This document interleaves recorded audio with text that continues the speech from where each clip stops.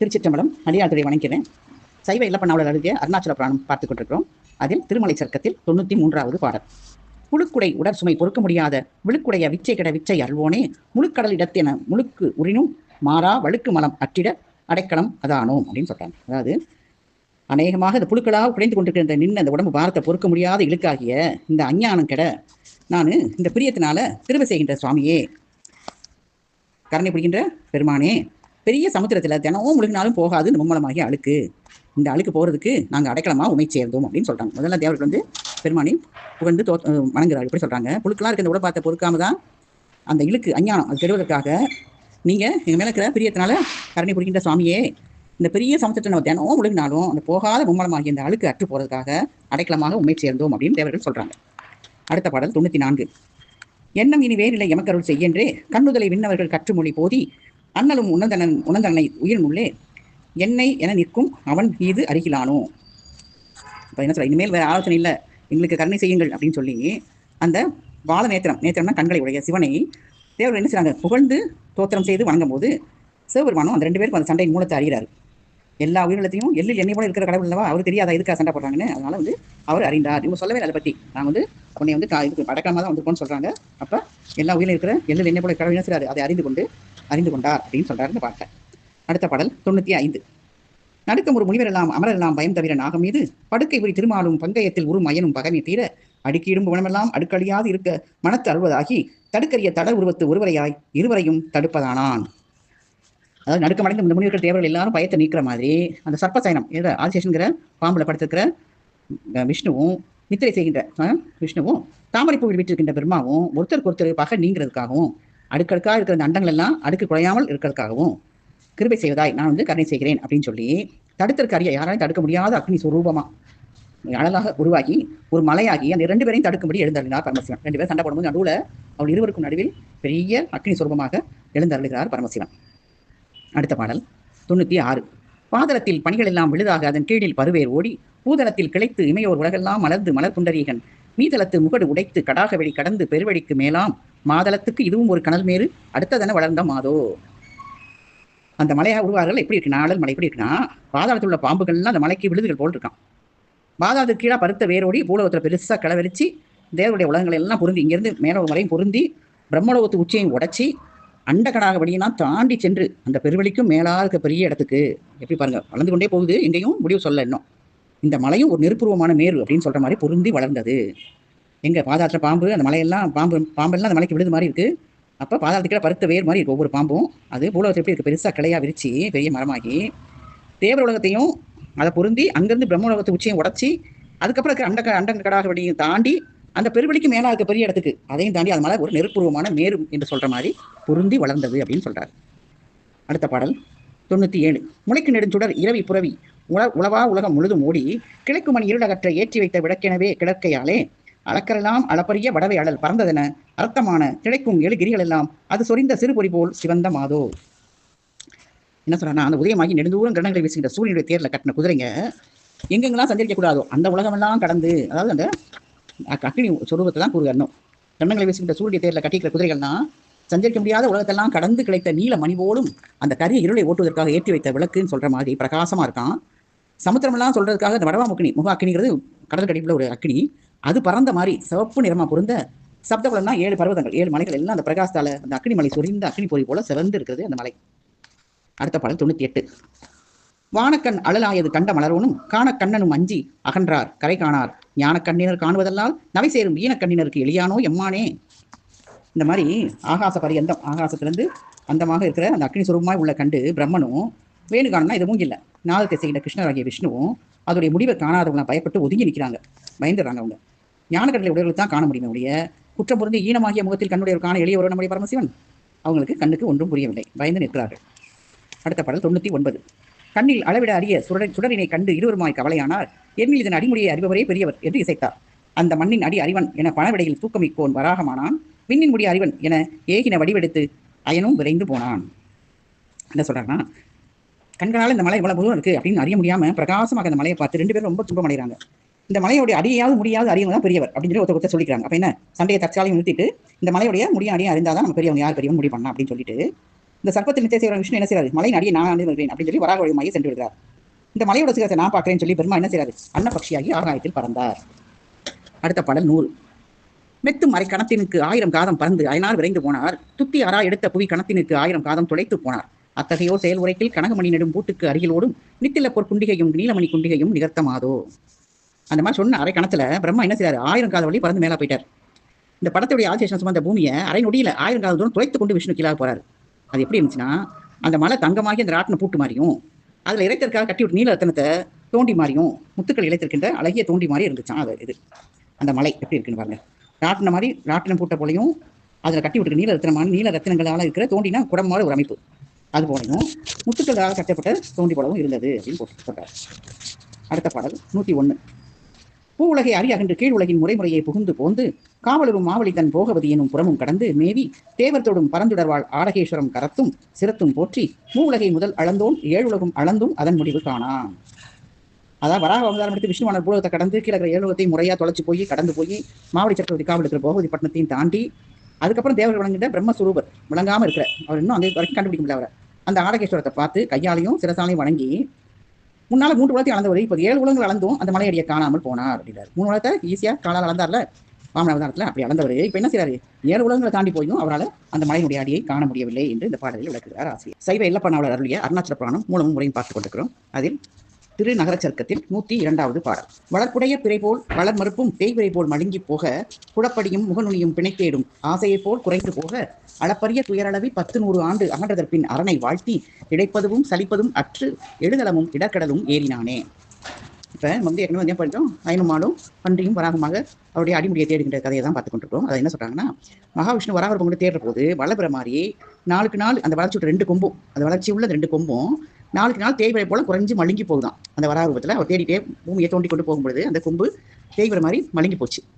குழம்புகளும் முகத்தோட நுனியும் அந்த தேடு மாசம் எப்படி குறைஞ்சு போச்சோ அது மாதிரி தேய்ந்து குறைய எண்ணக்கூடாத அந்த துக்க சமுத்திரத்தில் விழுந்து 100 வருஷ காலம் தேடியும் காணாம பிறகுதான் தெரிய வந்துச்சான். இது சிவனுடைய செயல் அப்படின்னு அறிந்து அவர் தியானம் செய்ய ஆரம்பிச்சான். தியானம் செஞ்ச பிறகுதான் அந்த இழைப்பும் அந்த சலிப்பும் நீங்கி தன்னுடைய துக்க சமுத்திரத்தையும் 7 உலகத்தையும் தாண்டி வந்தாரு அப்படின்னு சொல்றாங்க. அப்ப வராக வந்து எப்படி தேடிச்சுன்னா, எல்லாம் தேய்வர மாதிரி தேய ஆரம்பிச்சிருச்சு. முகத்தோட நுனியும் அந்த குழம்புகளும் கொம்பும் எல்லாம் தேஞ்சு வர தேடுற ஆசையே எப்படி குறைஞ்சு போச்சோ அது மாதிரி அந்த தேய்ந்து குறைய எண்ணக்கூடாத அது முடியலையா அவரால் அந்த துக்க சமுத்திரத்தில் விழுந்து, சமுத்திரம்னா துக்கம் ஃபுல்லாக அவர் மனசுல கவலை, அதுதான் துக்கத்தில் சமுத்திரத்திலே துக்கம் வந்து சமுத்திரம் மாதிரி இருக்கும். அதில் விழுந்து 100 வருஷ காலம் அதை தேடியும் காணாமல் அதுக்கப்புறம் தான் தெளிவு வந்துச்சா, என்னன்னு இது வந்து சிவனுடைய செயல் தான் அப்படின்னு அறிஞ்சு அவர் தியானம் செஞ்ச உடனே என்ன ஆகுது, அந்த இழைப்பும் சலிப்பும் தான் நீங்குது. அவர் கண் காண முடியல, இழைப்பும் சலிப்பும் நீங்கி தன்னுடைய துக்க சமுத்திரத்தையும் அந்த 7 உலகையும் தாண்டி வந்தார் விஷ்ணு. அடுத்த பாடல் 103. தம் போரை முதல் தடுத்த தழல் பிழம்பாய் எழுந்த அந்த தலத்தை சார்ந்தான் அம்போதன். இதன் முடியின் அளவு அறியான் என் மனத்தில் ஐயம் தீர்ந்தான். நம்போருக்கு அரியானை சேயானை தனது விழிநயனத்தோடே பைம்போதை புனைவானை பலகாலும் பணிந்து உருகி பரவி நின்றான்.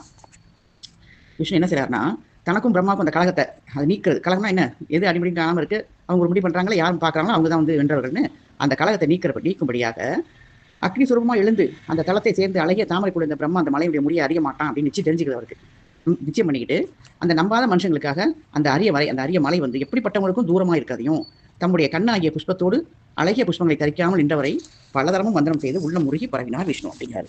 அப்போ தாமரைக்குள்ள இருக்க பிரம்மாவும் இந்த மலையை அறிய மாட்டான், நம்மளாலே முடியல, இந்த கழகத்தை நீ தான் எனக்கு முடிச்சு வைக்கணும் அப்படின்னு சொல்லி பெருமானை வேண்டிக் கொண்டு நம்பாதவங்களுக்கு அந்த வரை எப்படி இருக்கும், தூரமாக இருக்கும் கண்ணுக்கு. ஆனால் தம்முடைய கண்ணாகிய புஷ்பத்தோடு அழகிய புஷ்பங்களை தரிக்காமல் நின்றவரை பலதரமும் மந்திரம் செய்து உள்ள முருகி பரவினார் விஷ்ணு. அடுத்த பாடல் 104. இன்னதாம் இவன் செயல் இருக்க இங்கிதன் முன்னமே அழற்கிரி முடியை தேடவே அன்னமாய் பறந்தவன் அரைக்கணத்திலே மண்ணும் 1000 காதம் வாவினான். என்ன செஞ்சார்னா, பிரம்மன் வந்து எப்படி போனார், இப்போ திருமணத்தை சொல்லிட்டாங்க, வழிபடுறாரு, இது வந்து வந்தனம் செய்து உருகி கொண்டிருக்காரு விஷ்ணு. இப்போ அதோடைய கதை, பிரம்மாவோட கதை. அவர் என்ன செய்யறாருன்னா, இந்த பிரகாரம் விஷ்ணு இப்படி இருக்கிறதுக்கு இந்த நடந்துட்டு இருக்கும்போது இதுக்கு முன்னாலேயே என்ன செய்யறாரு, அக்னிமலையோட முடியை தேடுறதுக்காக அன்னபட்சியா பறந்த பிரம்மா அரைக்கணத்துல ஒரு நொடியில அதையும் அரைக்கணம் தானா 1000 காத வழி தாண்டி போறாரு. அப்புறம் போயிட்டே இருக்காருல. அடுத்த பாடல பாருங்க. கீரியே அண்ட கோழகையும் கீழுற வேறியோர் 1000 ஆண்டு மேவினான் 100 காத நோக்கினும் ஈரிலாது இருந்த எரி இன் ரூணமே. எரியின் ரூணமேன் போட்டு, அதாவது அந்த தூணமேங்கிறது தான் ரூணமேன் போட்டுருக்க, சென் ரூணமேன். அதாவது அண்ட கோள்கையும் கிழித்து பறந்து எல்லா அண்டங்களையும் கடந்து கொண்டு போய்கொண்டே இருக்கிறார் அவர். 100,000 வருஷம் தேடுறாராம், 100,000 ஆண்டுகள் எல்லா கோலத்தையும் கிழித்து பறந்து 100,000 வருஷம் தேவை. அப்படியே அநேக 100,000 காலம் தாண்டி போய் பார்த்தாலும் முதல்ல பார்த்தது போலயே இருக்கு, அப்படியே இருக்கு அந்த அக்னி தூண். அந்த அக்னி தூணுடைய முடிவை காணும். அப்போ அடுத்த பாட்டு சொல்ல பாருங்க.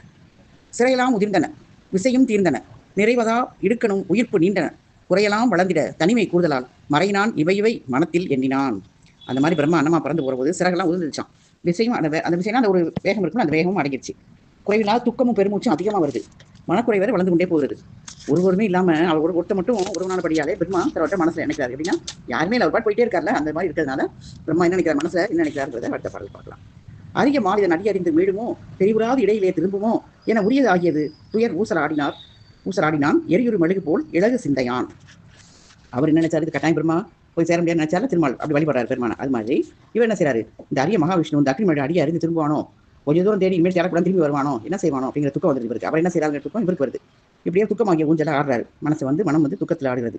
நெருப்பிலிட்ட மெழுகு மாதிரி இலக்கிய மனத்தையுடைய பிரம்மதேவர் இந்த மாதிரி கஷ்டப்பட்டு கொண்டிருக்கிறார் அந்த பாடல்ல. அடுத்த பாடல் 108.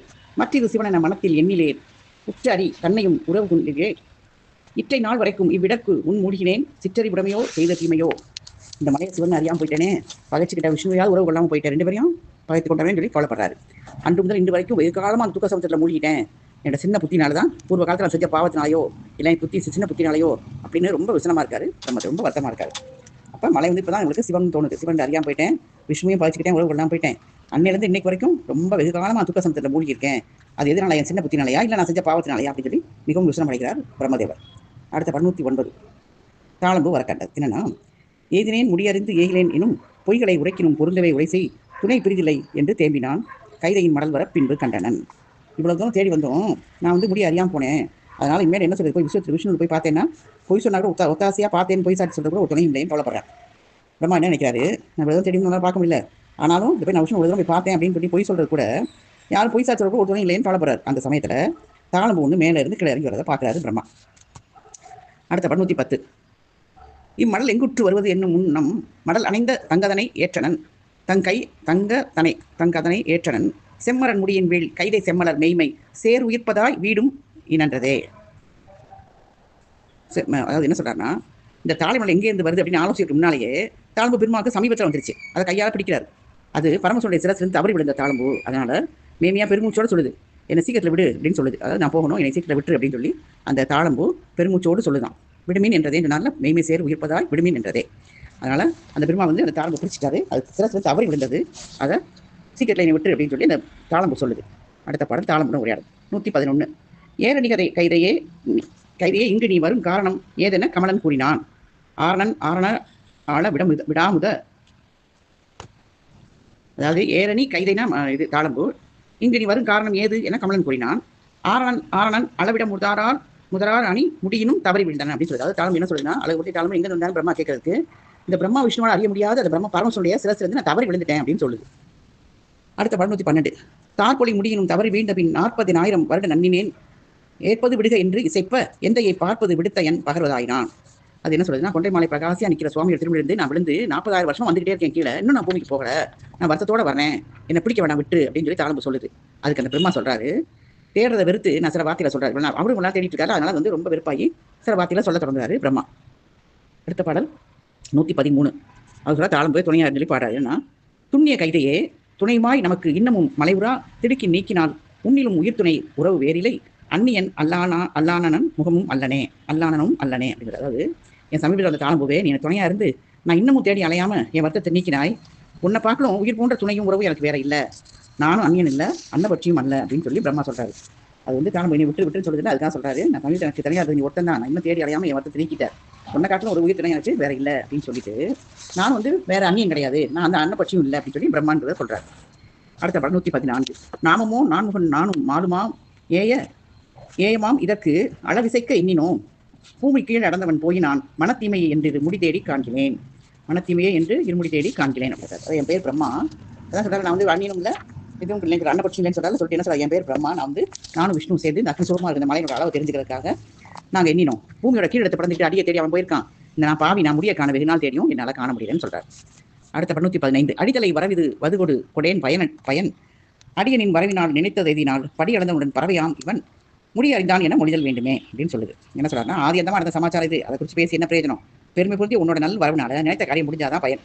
அந்த பூமி அளந்த விஷ்ணுவோட பகை கொண்டு நான் பட்சியாய் உருவெடுத்து இந்த பிரம்மா வந்து சுவனுடைய முடியை அறிந்தான் அப்படின்னு சொல்லணும், அவ்வளவுதான் அப்படின்னு சொல்லி பிரம்மா சொல்றாரு. சைவ இல்லப்பண்ணாவிலேயே அருணாச்சல புராணத்தில் திருநகர சருக்கம் பார்த்து கொண்டிருக்கிறோம். அதில் 116வது பாடல்.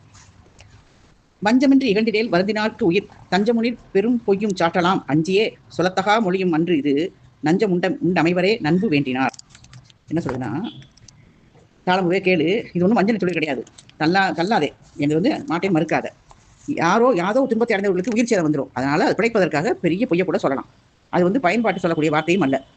அன்பன் சொன்னால் நீ சொன்னீங்கன்னா அந்த சிநேகத்தை விரும்பினவர்கள் விஷத்தையும் தின்ன இசைவர் அப்படின்னு சொல்றாரு. அப்போ இந்த தாளம்பு அதுக்கு பல விதமாக எடுத்து சொல்றாரு. இப்படின்னு எனக்கு சாட்சி சொல்லணும், நான் அந்த முடிய அறிந்தேன்னு சொல்லணும்னு சொல்றாரு. சொல்லிட்டு என்ன சொல்றாரு, இது வஞ்சனை தொழில், ஏதாவது தப்பு போய் சொல்றோம் அப்படின்னு தள்ளி மாட்டேன்னு சொல்லாத. ஏதோ துன்பத்தை அடைஞ்சவங்களுக்கு உயிர் சேதம் வருதுன்னா அது பிழைக்கிறதுக்காக பெரியதாக கூட ஒரு பொய்யை சொல்லலாம். அது நம்ம பயப்பட்டு சொல்ற வார்த்தை கிடையாது. அப்போ நீ அன்பன் சொன்னீங்கன்னா என்ன செய்வாங்க, அந்த சிநேகத்தை விரும்புவது விஷத்தையும் தின்ன இசைவார் அப்படின்னு சொல்றாரு. அந்த மாதிரி நீ தைரியமா சொல்லு, போய் சொல்லு அப்படின்னு சொல்லி தாளம்பு சொல்றாரு. அடுத்த படம் 117.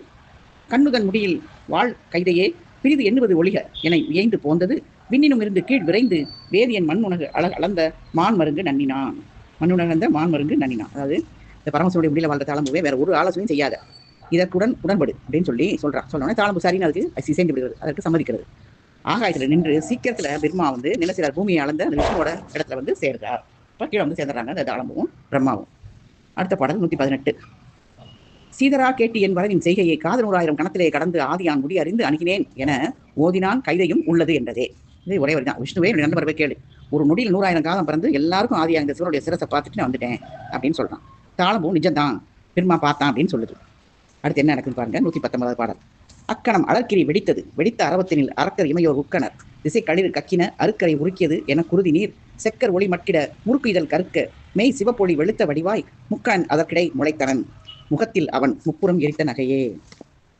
அப்படி பிரம்மா சொன்ன நிமிஷம் என்ன, இது அந்த அக்னி மட படின்னு வெடிக்குது. அந்த வெடிச்சத்துல ராட்சசர்கள் தேவைகள்லாம் திடுக்கிட்டு உயிர் சோர்ந்து போயிடுறாங்க. எல்லா திட்டில் இருக்கிற ஆணைகளும், அதாவது சூரியனை உருக்கி சாத்தா எப்படியோ அந்த மாதிரி ரத்த ஜலமா கக்குது. என்னது எல்லா திட்டில் இருக்கிற ஆணைகளும், அதாவது ஆணைப்படி செயலாற்றுகள் எல்லோரும் செக்கர் வானத்து பிரகாசம் அழுங்கி போகிற மாதிரி அந்த முறுக்கம் பூஜல் முறுக்கம் பூஜல் நல்லா சிவப்பா இருக்கும். அதே கருப்பா தெரிகிற மாதிரி அதை விட சிவந்த தம்முடைய திருவுருவின் ஒளி பொருந்திய சிவப்புடையமானது எப்படி இருக்கு, விபூதியால வெளுத்த வடிவாய் தோன்றுது. அந்த வெடிப்புல நிற்கிற பரமசிவன் எழுந்தருளினார். அவர் முகத்தில் என்ன இருக்கு, முப்புறத்தை எரித்த நகைப்பு அவர் முகத்தே வந்தது. அப்படின்னா என்ன அர்த்தம், நகைப்பையே முப்புறத்தை எரித்தவர் அல்லவா அவர், அதே இதோட அவர் தோன்றினார். அதாவது கோபமாக இருக்கார், ஒரு நகையிலே எரித்தார்ல முப்புறத்தை, அது மாதிரி இப்பயும் அதே நகையோடு அவர் தோன்றுகிறார். வாயில அதே மாதிரி ஒரு சிறிய புன்னகையோடு தோன்றுகிறார்.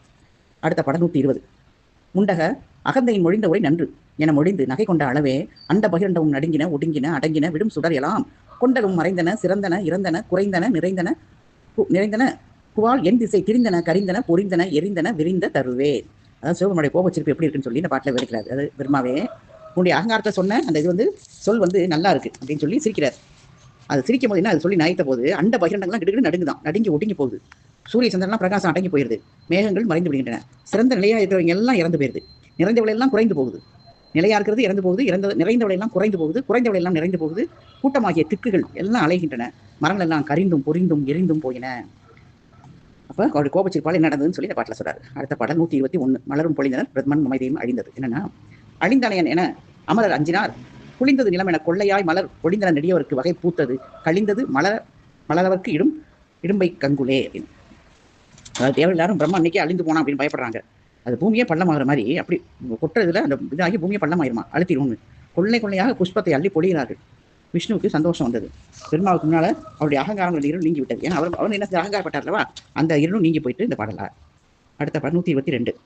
பாடினான் திருமால் மிகுந்த கழிப்படைந்தான் அறிந்து பாடினான் பரவினான் பரவசத்தினால் ஆடினான் ஓடினான் அளவிடமுதால் கூடினான் எவ்வரம் கொள்ளுகேன் என தேடினான் சிவனை தெளிந்த செங்கன்மாள்.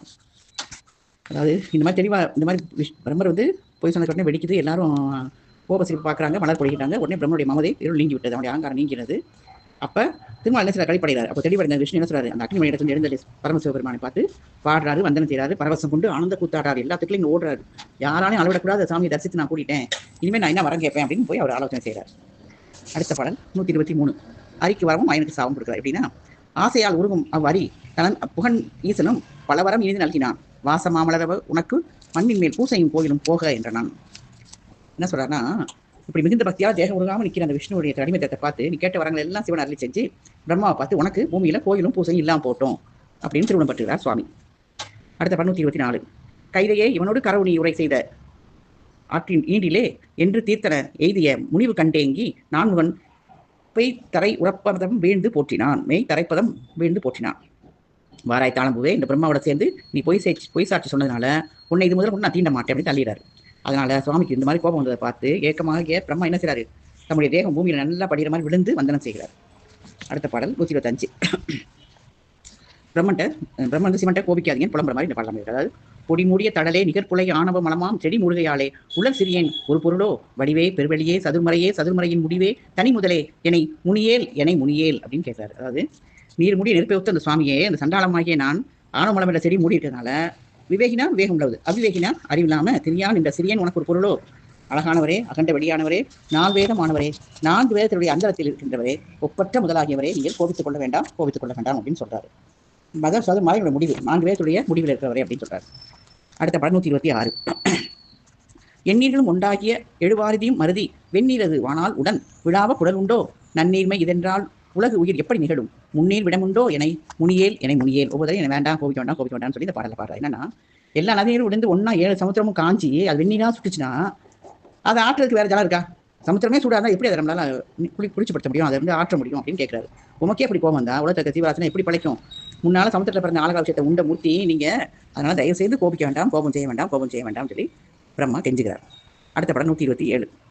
பிறையே முழுமதியே உரை பெண்ணே பிறவானே நிறைய நறுமலரே என 4 விதமாவை பொறையே திருவருளே பொலி புயலே இயல் இசையே முறையோ பலமுறையோ என்னை முனியேல் என்ன சொன்னா 3ஆம் பிறையாயும் பூர்ண சந்திரனாகியும் பெண்ணாகியும் ஆணாகியும் தேனாகியும் புஷ்பமாகியும் பொறுமையோட சொரூபமாகவும் இருக்கின்ற மூலமும் அவர் வந்து வர்ணித்து சொல்றாரு. திருவருள் மலையை பொழிகின்ற மேகமாகியும் சொல்லாகியும் நாதமாகியும் மற்றும் நானாவித ரூபமாயும் இருக்கின்ற மூர்த்தியே உமக்கு முறையோ இப்படி இருக்கிற வந்து உனக்கு இது முறையா?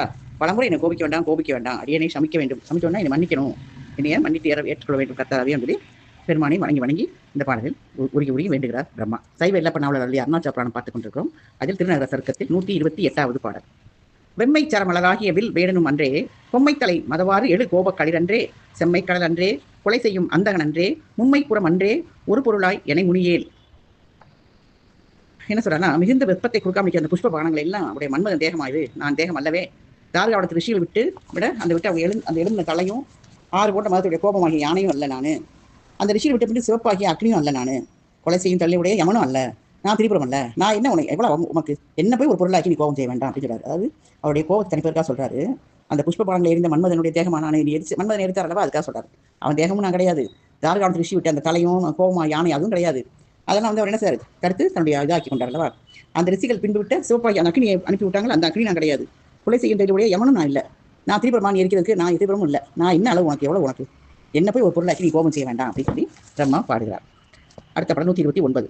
அரிதற்கு அரிதாம் உன் முடி அறிவேன் எனும் அளவே பறவை படிவான் இனி மேலோ விடப்படுவேன் சிறுமைப்படும் என் பாலருள் பொய்யென்று செய்யென்று உரை செய்வான் மருகி குளிர் அனல் போல் இறை மகிழ்வாயிலை மொழிவான். அதாவது யாவராலையும் அறிய முடியாத உங்களுடைய முடியை அறிகிறேன் அப்படிங்கிற மாற்றத்திலே பச்சு உருமாயிட்டேன். இதுக்கு மேலே நான் தூக்க தடைய போறேன், சிறுமை அடைந்த இடத்துல தயவு செஞ்சு கருணை செய்யுங்கள் அப்படின்னு சொல்லி விசனப்பட்டு என்ன செய்யாது, மருக காய்ந்து குளிர்ந்த சலம் போல சிவன் சந்தோஷமா, அதாவது ரொம்ப காஞ்சிட்டு இருந்த இது வந்து நீர் வந்து குளிர்ந்த மாதிரி ஜலமாரி ஆகிய சிவன் சந்தோஷமாய் திருவாய் மலர்ந்து சில மொழிகளை அள்ளி செய்கிறார். அவர் என்ன சொன்னாங்க அடுத்த பாடல் பார்க்கலாம். 130.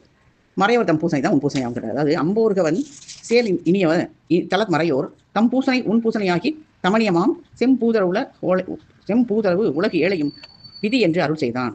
கம்பூர் கடல் விடமுண்டு அருள் கருணை கடலானான். அதாவது வாராய் பிரம்மாவே நம்ம பயப்படாத, பூமியில பிராமணர்கள் செய்கிற பூசை அதை உன் பூசையாக கொண்டு இந்த பொன்னுருமா இருக்கிற மகா மேர்மலை தாங்குற அந்த 7 உலகத்தையும் எப்போதும் போல நீ படை அப்படின்னு சொல்லி அருளி செய்கிறார். யாரு? சங்கு தவளர் என்ற சமுத்திரத்து விஷத்தை உண்டு அந்த கிருபை கருணை கடலாகிய சிவபெருமான் இப்படி சொன்னார் அப்படின்றாரு.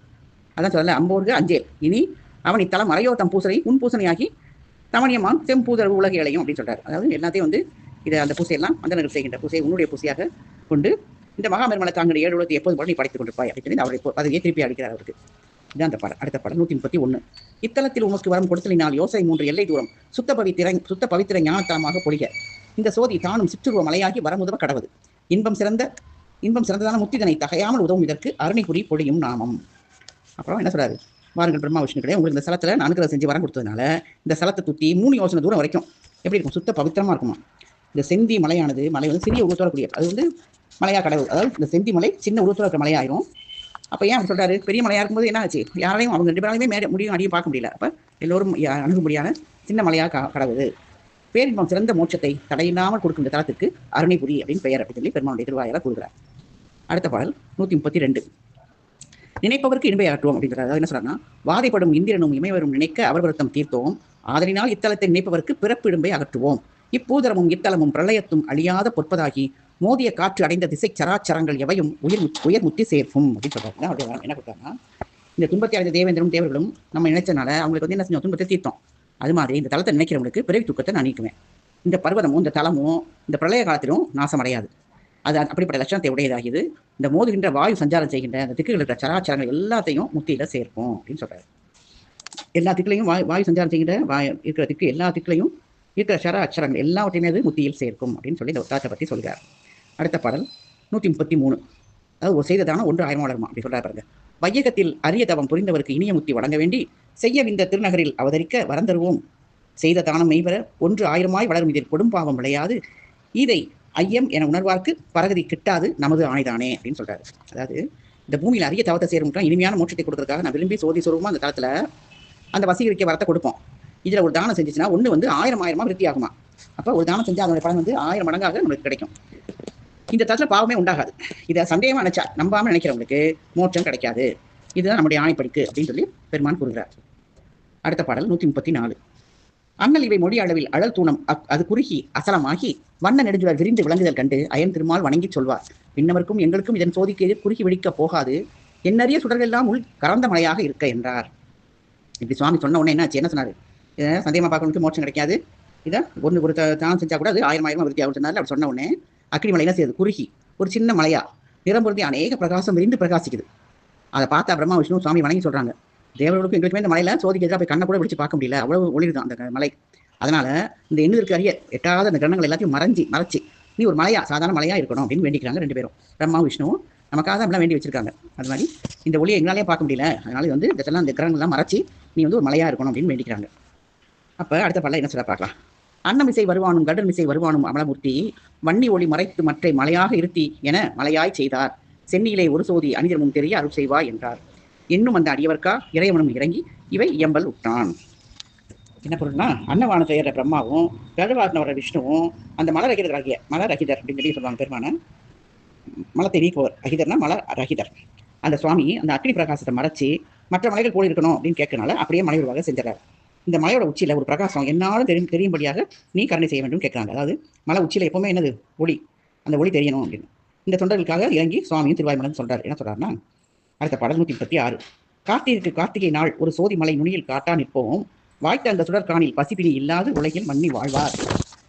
பார்த்திவர்க்கும் அருந்தவர்க்கும் இடையூறு தவிரும் இது பணிந்தோர் கண்டோர் கோத்திரத்தில் 21 தலைமுறைக்கு முத்தி வரம் கொடுப்போம் என்றார்.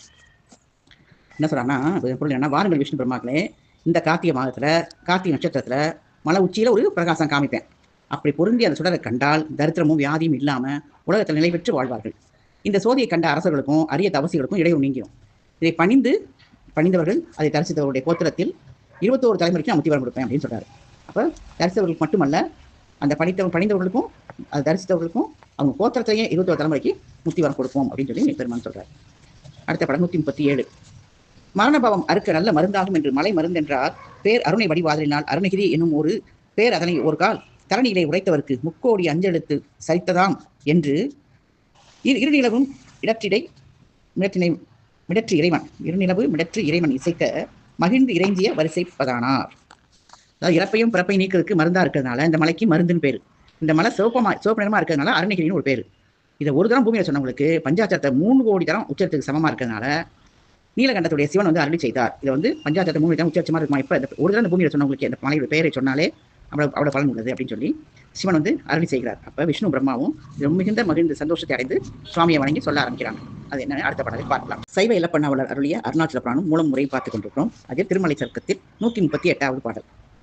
அடுத்த அருணகிரியானே உனக்கு பின்னீர் அல்லது புனலாட்டுவாரார் கொடுத்த ஊடுத்து திறன் அல்லது திருமுடிக்கு மணிமாலை சூட்டுவாரார் கடுத்திகளும் இடத்தானே கதிர்களன்றி மணித்தீபம் காட்டுவாரார் எடுத்திறங்கி பூஜை செய்ய இதன் கீழோர் லிங்க வடிவெடுப்பாய் என்றார். அது என்ன சொல்றானா, அருணாச்சலேஸ்வரரே, மலையா நிற்கிற உமக்கு ஆகாயத்தில் நின்று அந்த பெய்யாமல் நிற்கிற மலையே இல்லாமல் யார் ஜலம் கொண்டு வந்து அபிஷேகம் செய்ய முடியும்? யார் செய்கிறவங்க யாரு? இந்த நட்சத்திர கூட்டங்களே முத்துமாலையா இருந்தாதான், அது இல்லாமல் வேற முத்துமாலை யார் சூட்டுவா உங்களுக்கு? இந்த சூரிய கிரகணம் தான் உங்களுக்கு தீபமா இருக்கும். வேற யார் தீபம் கொண்டு வந்து உங்களால் யாரால காட்ட முடியும்? தீபம் கொண்டு வந்து வேற காட்டுறவங்க யாரு?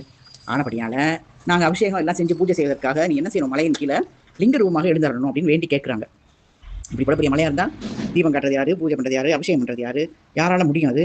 அதனால் நீங்கள் வந்து மலையோட கீழே லிங்க ரூபமாக எழுந்தரணும் அப்படின்னு கேட்குறாங்க. அப்போ பெருமாள் என்ன சொல்கிறான்னு பார்க்கலாம். அடுத்த படம் 139. அன்னதுவாய் இருக்குது நீர் காமியத்தில் அரு உச்சியும் என்ற தலம் புக்கார் எந்நிலமும் புகழ அங்கோர் சிவனுருவம் முற்றது கண்டு இறைஞ்சி ஏத்தி மன்னிய பூமழை பொழிந்து பரவசமாய் மகிழ்ந்தாடி மயனை கூவி தன்னிகரில் கோபுரமும் மண்டபமும் மணிமதிலும் சமர்ப்பித்தார்கள். சரி, அப்படியே நான் லிங்கமாகிறேன், நீ பக்தியோட பூசிங்க, நீ பூசனை பண்ணுங்க அப்படின்னு சொல்லி அந்த மலையிலேயே என்ன செய்யறார், மறைந்து ஒரு கோலம் செய்கிறார், ஒரு லிங்கமாக எழுந்திருக்கிறார். எந்த தேசம் புகழும்படி அந்த இடத்துல ஒரு லிங்கம் தோன்றுது. அதை கண்டு வணங்கி தோத்திரம் செஞ்சு புஷ்பத்தை வருஷமா பொழிந்து, புஷ்பமலை வருஷம்னா மலை பொழிந்து பரவசமா சந்தோஷமா அடைஞ்சு ஆனந்த கூத்தாடி என்ன செய்யறாங்க, மயன் அப்படிங்கிற தேவதட்சனை கூப்பிட்டு ஒப்பில்லாத கோபுரங்களும் மண்டபங்களும் எல்லாம் அழகு பொருந்தி மதில் எல்லாம் சேவிக்கிறாங்க. அந்த லிங்கத்துக்கு எல்லாத்தையும் சேவித்தார்கள். யாரு? பிரம்மாவும் விஷ்ணுவும். அடுத்த படம் 140. அந்த மலைக்கு எப்படி தீர்த்தங்கள் செஞ்சாங்க பாருங்க. அழியா 360 தீர்த்தங்கள் செஞ்சாங்க. 140 பாடல். அழியாத வளநகரும் தீர்த்த 310 கண்டழகு செய்தார். வழியா நீர்ச்சுர நதியும் சுரத்தருவும் கேணிகளும் மரமுமான ஒளியாமல் இமையவரும் இருடியரும் மனிதர் என உருவம் கொண்டார். விடியாள விட மனைய கணிகேயர் ரம்பையர் அரும் மேவினாரே. அதாவது எப்போதும் அழியாத வளமுள்ள நகரமும் 360 வகையாகிய தீர்த்தம் உண்டானதான். மண்டபம்னா தச்ச தேவதட்சனை கூப்பிட்டு மண்டபங்களும் மதிலும் கோபுரங்களும் செய்கிறாங்க. இப்போ என்ன ஆகுது, அந்த 360 வகையாக தீர்த்தமும் உண்டாகுது. அதை கண்டு அழகு செய்கிறார்கள். அந்த வழியாத தளத்தில் ஆகாய தந்தையும் கற்பக விருட்சமும் கிணறுகளும் மரமும் ஆயிடுச்சு. அப்போ நீங்காமல் என்ன செய்றாங்க, தேவர்களும் ரிஷிகளும் மனித ரூபம் கொண்டு பிறந்தார்களாம். அப்போ கற்பக விருட்சம் வந்துடுது, கங்கை வந்துடுது. இவங்கெல்லாம் நீங்காமல் தேவர்கள் ரிஷிகள் என்ன செய்யறாங்க, மனித ரூபம் கொண்டு பிறந்துடுறாங்க எங்க அந்த அருணகிரியில. அப்போ விஷம் மூன்ற கண்களுடைய தாட்சிகளாக இந்த ரம்பை அவங்களும் பிறந்தார்கள். அரம்பாஸ்திரிகள்லாம் பிறக்கிறாங்க. அப்போ எல்லாரும் வந்து அந்த தளத்துக்கு வந்துடுறாங்க. 360 தீர்த்தங்களும் எல்லாம் ஆகாய கங்கை கற்ப விருட்சம் கிணறு எல்லாம் வந்து தேவர்கள் ரிஷிகள் நம்பையர்கள் எல்லாரும் வந்து பிறக்கிறாங்க இந்த தளத்துல. அடுத்த படம் 141. காலையிலே மூழ்கி மரபுரி உடுத்து சிவந்த சடை கட்டி நீர் மேலணிந்து கண்டிகை பூண்டன முதலாம் அஞ்சனத்தான் மிகுந்த கந்த மாலையினால் சிவபூசை புரிந்து அண்ணாமலைய அதனை வளங்கொண்டு ஏற்றி 14,000 ஆண்டு கழித்தற்கு பின் இறைவனானார். என்னன்னா, பிரம்மா விஷ்ணு 2 பேரும் காலையில் எந்திரிச்சு முழுக்கி குளித்து மரபுரி தரித்து கொண்டு சிவந்த சடையை கட்டி விபூதியை வந்து தேகமெல்லாம் தரித்து ருத்ராட்ச மாலை கொண்டு கொண்டு அன்று முதல் என்ன செய்யறாங்க, திருமஞ்சனத்தாலையும் மாலையாலையும் சிவபூசை செஞ்சு திருவண்ணாமலையை கிரிவலம் பிரதட்சணமாக வந்து வணங்கி இப்படியே ஒரு 14,000 வருஷம் ஆன பிறகு சுவாமி இடத்துல விடைபெற்றுக் கொண்டு அவர்களை தங்களுடைய பதிக்கு தங்கள் இடத்துக்கு போய் தங்கள் அதிகாரத்தை பெற்றுக்கொண்டார்கள்.